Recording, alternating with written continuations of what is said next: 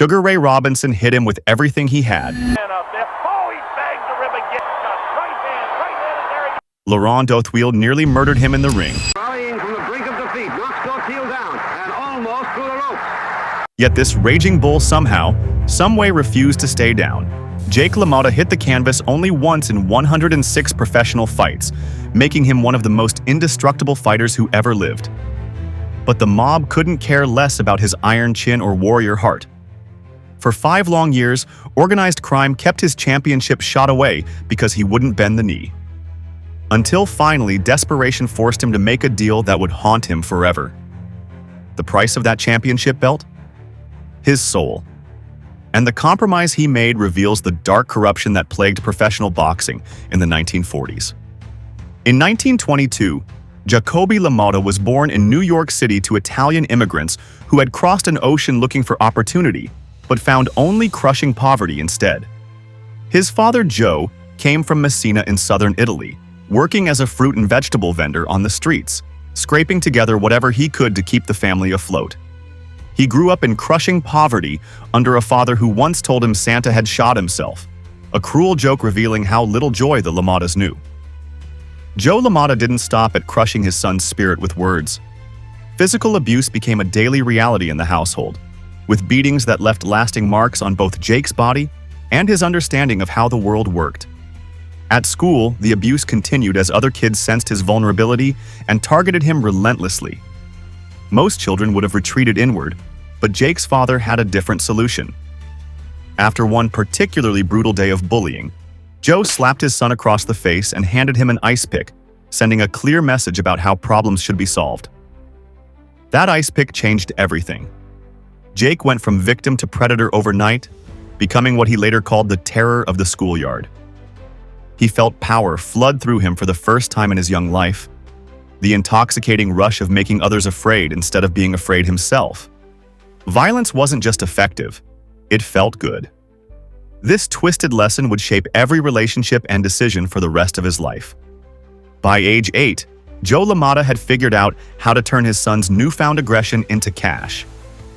He started taking Jake to the back rooms of bars, pitting him against other kids in brutal fights while grown men placed bets and passed around bottles. Jake would absorb tremendous punishment, but he had already learned that pain was just something you endured to get what you needed. His father took most of the money, leaving Jake with just enough to understand that his suffering had value, but only to other people. The streets of New York's Lower East Side became Jake's real education. By 10 years old, he had embraced a full criminal lifestyle. Hubcaps, wiring, even violent muggings became his routine. The thrill of taking what belonged to others fed the same hunger that fighting had awakened. Soon he was following unsuspecting victims into dark alleys, where he would crack them over the head with a lead pipe and rifle through their pockets while they lay unconscious. The violence escalated until the law finally caught up with him, landing Jake in reform school where he met another troubled kid who would later become famous, Rocky Graziano. But reform school didn't reform anything. If anything, it made Jake angrier and more resentful, surrounding him with other damaged kids who shared his contempt for authority and decent society. It was there that a prison chaplain, recognizing something in the angry young man, directed him toward the reform school's boxing program. Boxing entered Jake's life through that intervention, but it immediately made perfect sense. Here was a way to channel all that rage and pain into something that people would pay to watch. The sport offered structure to his violence, rules that made it legal, and crowds that would cheer instead of calling the police. More importantly, it gave him a way to hurt people without ending up back in jail. Jake's amateur career showed real promise, including a diamond belt light heavyweight title that caught the attention of people who mattered in the boxing world. For the first time in his life, adults were praising him instead of beating him, and the skills he had developed surviving on the streets translated perfectly to the ring. His ability to absorb punishment without flinching wasn't just useful, it was supernatural. The dark irony wasn't lost on anyone who knew his story. The same childhood abuse that should have destroyed him had instead created the perfect fighting machine. Years of beatings had numbed him to pain that would cripple normal fighters, while the rage from being exploited and abandoned fueled an intensity that opponents couldn't match. When Jake LaMotta made his professional debut in 1941, He wasn't just another promising young fighter stepping into the ring. He was a weapon forged in the worst circumstances imaginable, finally ready to test himself against the best the boxing world had to offer. That weapon would first be tested against boxing's most perfect fighter. Sugar Ray Robinson was supposed to be untouchable, until he met Jake LaMotta. By 1942, Robinson had built a reputation as boxing's perfect fighter, combining lightning-fast hands with ring intelligence that made him look like he was playing chess while his opponents were playing checkers. His undefeated record wasn't just impressive numbers on paper. It represented a level of dominance that made other fighters question whether they belonged in the same sport. Robinson moved with a grace that made violence look like art, picking apart opponents with surgical precision while barely breaking a sweat. When writers talked about the sweet science of boxing, they were really talking about Sugar Ray Robinson. Their first meeting in October 1942 should have been just another showcase for Robinson's superiority. LaMotta was tough, sure, but Robinson had handled tough fighters before. What nobody expected was how differently LaMotta would respond to the same shots that had crumpled other middleweights. Robinson landed his best punches, the combinations that had finished dozens of other fighters, but LaMotta just absorbed them and kept moving forward. The crowd called him the human truck, and the nickname fit perfectly. The technical brilliance that usually overwhelmed opponents seemed to bounce off LaMotta's iron will. Robinson controlled the fight from a boxing standpoint, outmaneuvering LaMotta with the kind of textbook performance that made trainers point to the film and say, "That's how you do it." But control didn't translate to dominance the way it usually did. Every time Robinson thought he had LaMotta hurt, the Bronx Bull would come charging back with renewed fury. Robinson won the decision, but he left the ring knowing something had changed. For the first time in his professional career, his best shots hadn't been enough to break an opponent's spirit.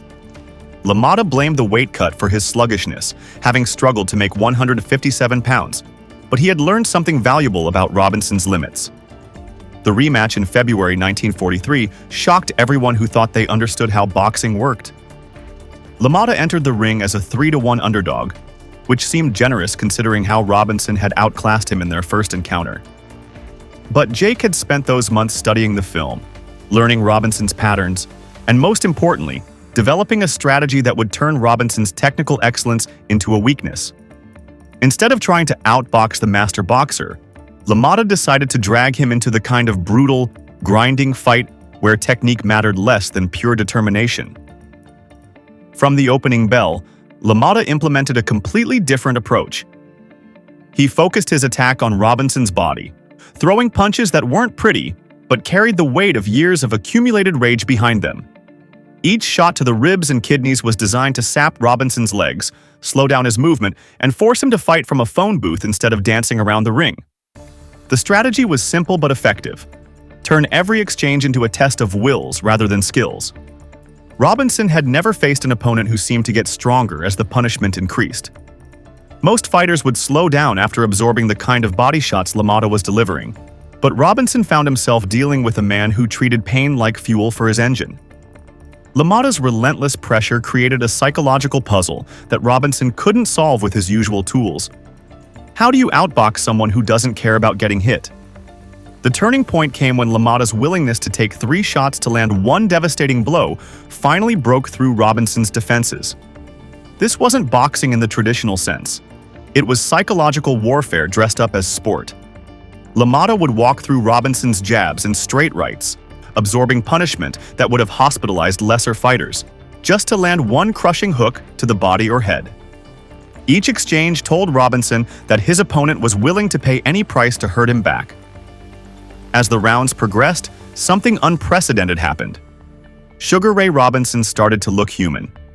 His perfect footwork became labored shuffling. His lightning combinations turned into desperate single shots. The fighter who had made a career out of making opponents quit was now the one wondering how much more punishment he could absorb. LaMotta had found the blueprint for beating perfection. Outlast it, outwork it, and absolutely refuse to quit no matter what. When the final bell rang, the crowd sat in stunned silence before erupting in disbelief. The judges' scorecards confirmed what everyone had witnessed but nobody had thought possible. Jake LaMotta had handed Sugar Ray Robinson his first professional defeat. The New York Times captured the magnitude of the moment, reporting "End of Robinson string shocks the world," while the Detroit press celebrated their adopted son with "Jake is city's Cinderella." That victory proved LaMotta wasn't just another tough middleweight. He was the one fighter who could make Sugar Ray Robinson look human. The win established him as a legitimate threat to anyone in the division and showed that even the most technically gifted fighters had weaknesses that could be exploited by someone with enough heart and the right strategy. If beating Robinson in his prime wasn't enough to secure the biggest fights, what would be? The answer came in the form of organized crime's stranglehold on professional boxing. After beating Sugar Ray Robinson, Jake LaMotta should have had his pick of big fights and title opportunities. Instead, he found himself locked out of the biggest events in boxing, watching from the sidelines as inferior fighters got the shots he deserved. Tony Zale held the middleweight title but was serving in World War II, and when he returned, he chose Rocky Graciano for his comeback fight instead of the man who had beaten Robinson. The reason was simple. Bribes, threats, and insider betting swings decided title shots, not merit, and LaMotta's refusal to join them blackballed him for half a decade. LaMotta's stubborn refusal to work with mob figures marked him as a problem that needed to be handled. He had proven he could beat anyone in the division, including the great Sugar Ray Robinson, but that only made him more dangerous to their operations. A fighter who couldn't be bought or intimidated was a fighter who could upset their carefully planned outcomes and cost them serious money. So they did what they always did with problems. They made them disappear. The blackball was complete and devastating. Fight after fight went to lesser opponents while LaMotta trained in obscurity, his prime years slipping away 1 month at a time. He watched Tony Zale defend his middleweight title against fighters who couldn't carry his gloves, while promoters acted like the man who beat Sugar Ray Robinson didn't exist. Phone calls went unreturned. Opportunities vanished overnight. The message was clear: fall in line or waste away in small-time fights that nobody cared about. What made the situation even more frustrating was how obvious the corruption had become. Boxing matches were predetermined with the same casual attitude that most people showed toward picking dinner. Betting odds would shift dramatically just hours before fights, signaling to insiders that the fix was in while regular fans remained clueless. The sport that LaMotta loved had become an elaborate theater production where his refusal to read from the script made him unemployable.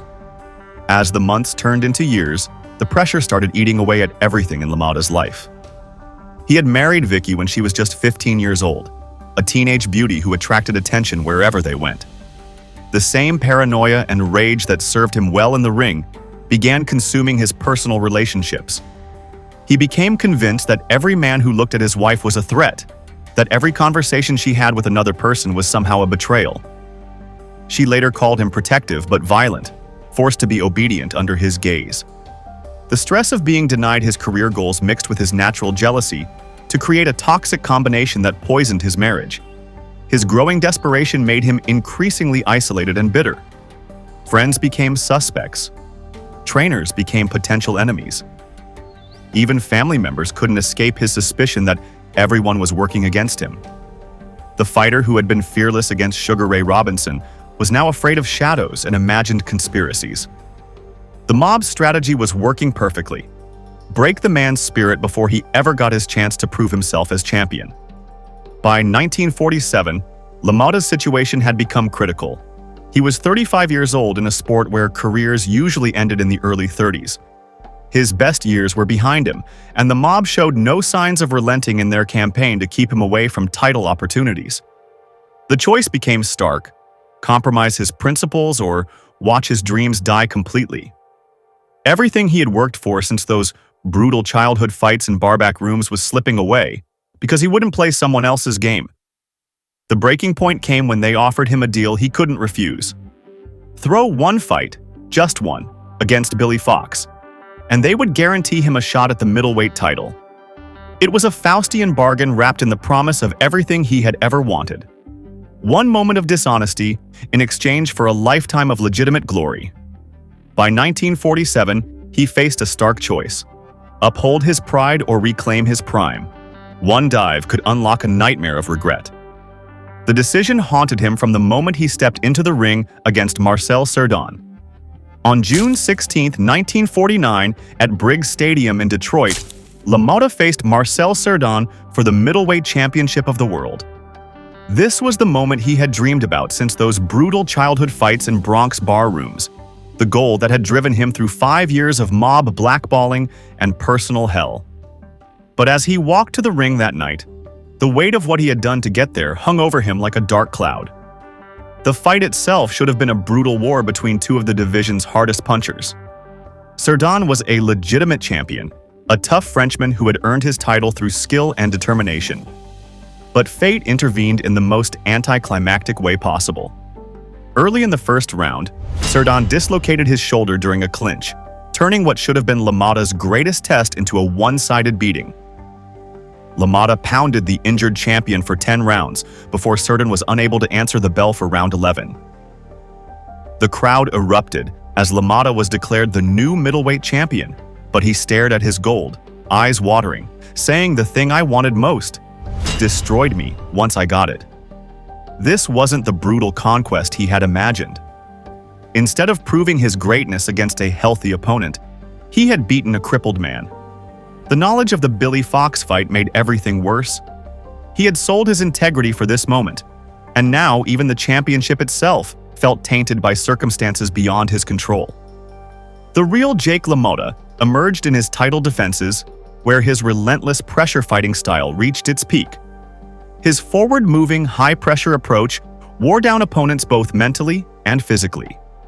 LaMotta would swarm his opponents with combinations, his iron chin allowing him to walk through their best shots while delivering punishment that broke their will. He fought like a man possessed, absorbing tremendous punishment to land his own devastating blows. His battles with Laurent Dauthuille showcased everything that made LaMotta both great and terrifying in the ring. In one bout, he clinched a last-second knockout in round 15, proving his will could overcome any opponent. His incredible durability and determination were on full display as he engaged in brutal exchanges that would have hospitalized lesser fighters. His willingness to take 3 shots to land one crushing blow created a psychological advantage that few opponents could overcome. But success in the ring couldn't mask the poison spreading through his personal life. The guilt from throwing the Fox fight ate away at him daily, creating a sense of shame that never fully disappeared. Every time someone praised his championship, every time reporters wrote about his greatness, LaMotta knew the truth about how he had gotten his opportunity. The secret created a wall between him and everyone else, making genuine connections impossible. His marriage to Vicky became a battlefield marked by jealousy, possessiveness, and domestic violence. The same paranoia that had developed during his years of mob blackballing now focused on his teenage wife. LaMotta became convinced that every man who looked at Vicky was a threat, that every conversation she had was somehow a betrayal. His jealousy turned violent, with frequent arguments escalating into physical confrontations that left both of them emotionally scarred. The toxic environment at home reflected LaMotta's inability to trust anyone about anything. The man who had been fearless against the greatest fighters in the world was now afraid of shadows in his own house. He questioned everyone's motives, suspected every friendship, and viewed every business relationship as a potential betrayal. This paranoia extended into his professional life, making it difficult for him to work with trainers, managers, and even fellow fighters. The contrast between his public persona and private struggles became more obvious with each passing month. To the boxing world, he was Jake LaMotta, the middleweight champion who had conquered everyone put in front of him. To those who knew him personally, he was a broken man whose success had come at the cost of his soul. The championship belt around his waist felt more like a chain binding him to his worst decisions. LaMotta proved he was a true champion in the ring, systematically destroying every challenger who stepped up to face him.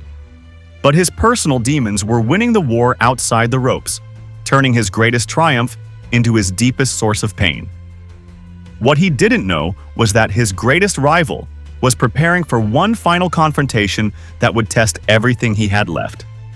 Sugar Ray Robinson had spent years preparing for this moment, and on February 14, 1951, he was ready to settle their rivalry once and for all. Their 6th and final meeting was scheduled for Valentine's Day at Chicago Stadium, and boxing fans around the world knew they were about to witness something special. This wasn't just another title fight. It was the culmination of a rivalry that had defined both men's careers and pushed each of them to heights they never could have reached alone. Robinson entered the ring as a fighter reborn. He had spent years studying LaMotta's style, learning from their previous encounters, and developing new strategies to counter the relentless pressure that had given him so much trouble. His technical skills had reached their peak, combining lightning-fast combinations with improved ring intelligence that made him virtually unstoppable. Robinson moved with the confidence of a man who had finally figured out how to solve the puzzle that had frustrated him for nearly a decade. LaMotta, on the other hand, showed clear signs of wear from years of absorbing punishment that would have ended most careers. His legendary durability was still there, but the accumulation of damage from hundreds of brutal rounds was starting to show. The same iron chin that had made him famous now carried the weight of every shot he had absorbed during his championship reign. His reflexes were slower, his movement more labored, and his recovery time between hard shots had increased noticeably. From the opening bell, Robinson implemented a completely different game plan than in their previous fights. Instead of trying to outbox LaMotta from the outside, Robinson decided to meet fire with fire, engaging in close-quarters combat where he could land devastating combinations before LaMotta could respond. The strategy was risky.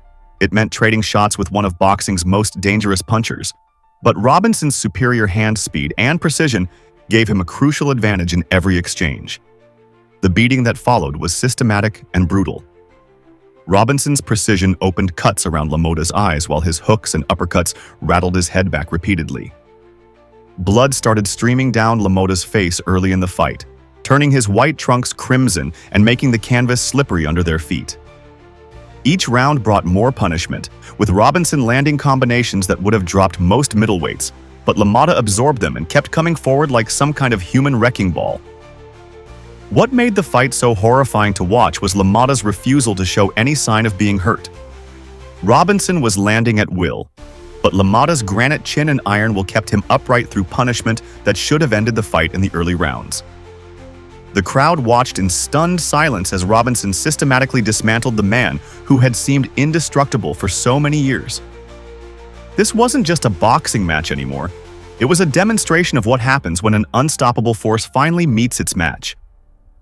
By the 13th round, LaMotta was fighting blind, his face a bloody mess that barely resembled the fighter who had entered the ring. He was still throwing punches, still moving forward, but his shots were wild and desperate now. Robinson continued his assault with the methodical precision of a surgeon, landing combinations that echoed through the arena. The referee finally stepped in during the 13th round, ending LaMotta's championship reign and their legendary rivalry with a controversial stoppage.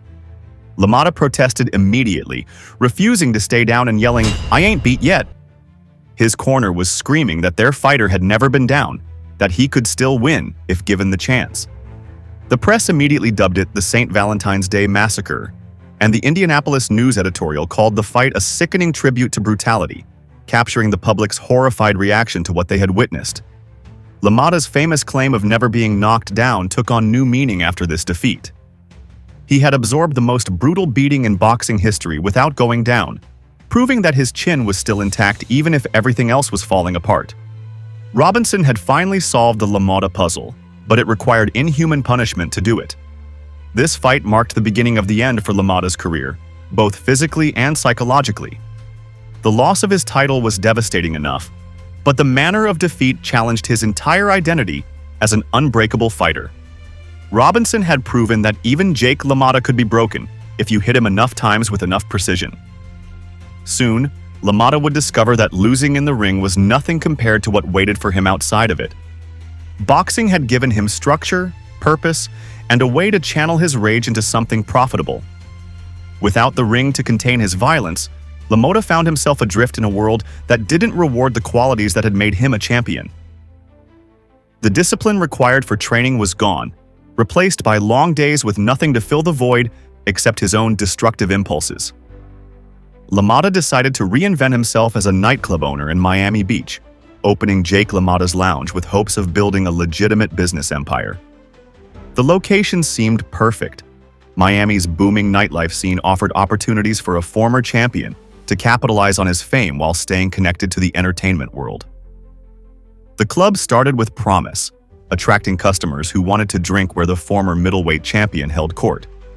But the same poor judgment that had plagued his boxing career followed him into civilian life.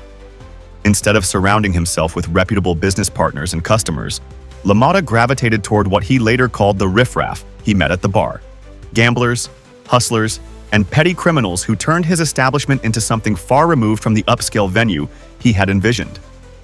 This toxic environment became the final straw for his marriage to Vicky, feeding directly into his paranoia and possessiveness as every conversation she had with a customer became a source of suspicion. The violence that had been contained within the boxing ring now spilled over into every aspect of his daily life. LaMotta was described as a violent man, and his wives were terrified of him. The rage that had powered his greatest victories became a weapon turned against the people closest to him, with arguments escalating into physical confrontations that left Vicky walking on eggshells around his unpredictable temper. The club itself became a financial disaster, bleeding money as legitimate customers were driven away by the atmosphere of violence and criminality that LaMotta seemed unable to avoid. The breaking point came in 1958, when LaMotta's poor judgment caught up with him in the worst possible way. He was arrested, and by 1959 was sentenced to 6 months of hard labor for promoting prostitution involving a minor, a charge that destroyed whatever remained of his reputation. A 14-year-old girl testified that she was working at his bar and that LaMotta kissed her to determine her age. She also stated that he instructed her on how to succeed as a prostitute, detailing how to act, dress, and what to say to prospective customers.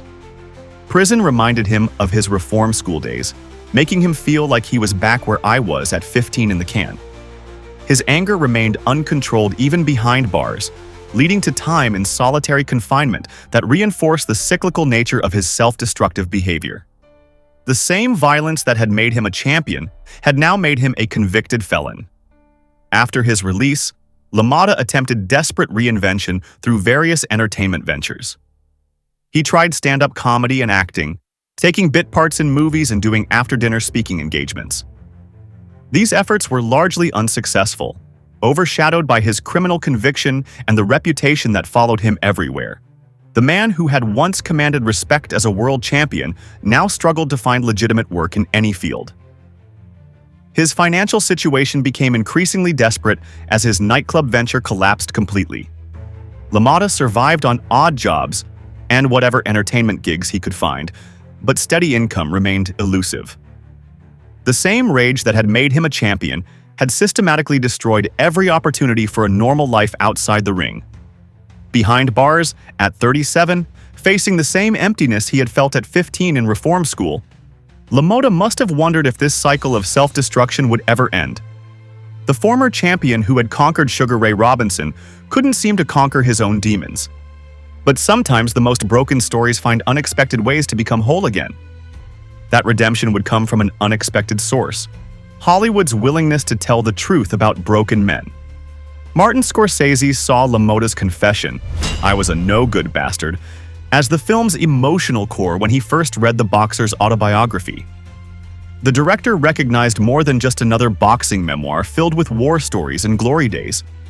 Scorsese saw an honest exploration of masculinity, violence, and self-destruction that could speak to something deeper in the American experience. The book wasn't polished or particularly well written, but it contained a brutal honesty about human darkness that most people spend their lives trying to hide. The film project that emerged from that autobiography would force LaMotta to confront every ugly truth about his past in the most public way possible. Working with Scorsese meant revisiting the worst moments of his life: the domestic violence, the throne fights, the criminal conviction, the systematic destruction of everything good he had ever touched. For a man who had spent decades trying to move past his failures, the movie represented both an opportunity for redemption and a nightmare of public exposure. LaMotta's relationship with his own fame had always been complicated, but the film made everything more intense. He had gone from world champion to convicted felon to forgotten has-been, and now Hollywood wanted to make him famous again. But for all the wrong reasons. The movie wasn't going to celebrate his boxing achievements or focus on his victories over Sugar Ray Robinson. Instead, it would showcase his violence against women, his self-sabotage, and his inability to maintain any decent relationship in his life. Robert De Niro's transformation into LaMotta became legendary in its own right, with the actor gaining 60 pounds to portray the boxer's physical decline. De Niro didn't just study LaMotta's fighting style. He absorbed his personality, his speech patterns, and his explosive temper. De Niro sparred with him to capture his violent edge, even learning to torch walls like LaMotta once did in Solitary. The preparation was so intense that when filming began, De Niro wasn't just playing Jake LaMotta, he had become him. The film's unflinching portrayal of LaMotta's violence and self-destruction shocked audiences who expected a typical sports movie about triumph over adversity.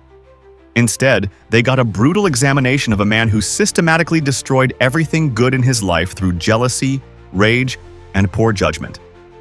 The domestic violence scenes were particularly difficult to watch, showing LaMotta's abuse of his wife Vicky with a realism that made viewers uncomfortable.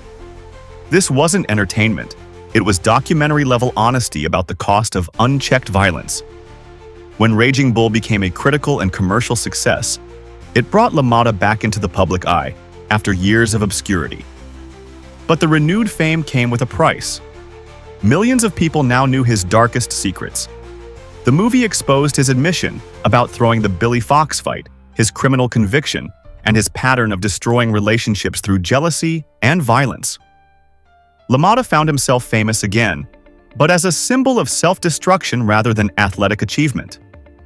His mixed feelings about the film's success were obvious to anyone who spent time with him during the promotional tour. On one hand, he was grateful for the attention and the financial opportunities that came with renewed fame. On the other hand, he struggled with being remembered more for his failures than his legitimate boxing accomplishments. The man who had beaten Sugar Ray Robinson and held the middleweight championship was now known primarily as the guy who beat his wife and threw fights. The film captured something essential about American masculinity that resonated far beyond the boxing world. LaMotta's story wasn't just about one damaged fighter. It represented the dangerous side of male aggression when it's not properly channeled. His inability to express emotion except through violence, his treatment of women as possessions, and his self-sabotage of every opportunity spoke to broader patterns that many men recognized in themselves or others. Raging Bull transformed LaMotta from a forgotten ex-champion into something much more significant, a symbol of the American capacity for both greatness and self-destruction. The film's success proved that audiences were hungry for honest examinations of flawed characters rather than sanitized hero stories. Watching himself on screen forced LaMotta to confront the man he had been. He said, "I realized it was the way I was then," upon seeing the movie, finally achieving the self-awareness that had eluded him for decades. That moment of clarity marked the true end of his journey from destroyer to survivor. Jake LaMotta's greatest victory wasn't in the ring, it was surviving long enough to understand what all that rage had cost him. His story captures everything about American boxing's golden age. The corruption that controlled fighters' destinies, the violence that created champions, and the personal price of greatness. LaMotta embodied the sport's contradictions, a man who could beat Sugar Ray Robinson but couldn't beat his own demons. His induction into the International Boxing Hall of Fame in 1990 recognized what mattered most: pure fighting ability that transcended personal failures. Modern pressure fighters still study his relentless style, proving that talent endures even when the man behind it doesn't. As LaMotta himself put it, "You only live once, but if you work it right, once is enough." Check out our video on Trevor Berbick. Like and subscribe for 100 years of luck. Until next time.